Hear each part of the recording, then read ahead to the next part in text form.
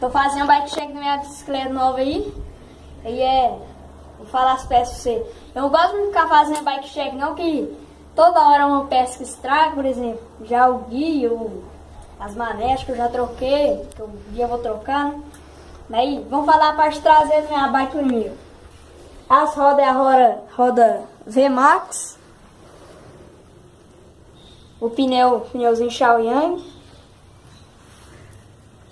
O pé de vela aqui sujinho, quer entregar com a coroa também. Aí, ó. Pedal da GTS. O guia aqui de corrente.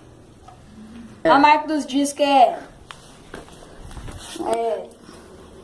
Absolute. A pinça aqui dá pra ver da TSW.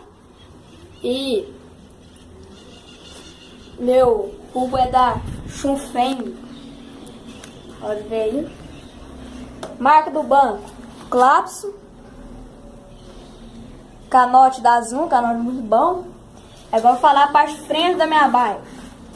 Guidão da Trust, guidãozinho muito bom, o design dele aqui. As manetes da Logan. Caixa de direção é da Gills.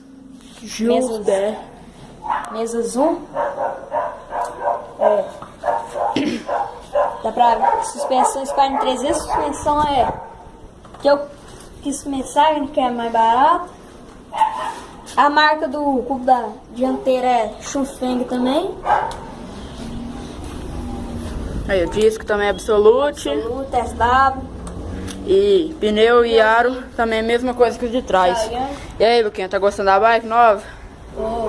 Então é padrão isso aí mesmo, galera. Bora pro vídeo aí. Bora, mostrar. O vídeo lá no Rolê Tenart. E o quadro aí também. No quadro aqui. Aí, ó, Rup. Esse é o 2018, né, Luquinha? Aí, ó, padrão demais.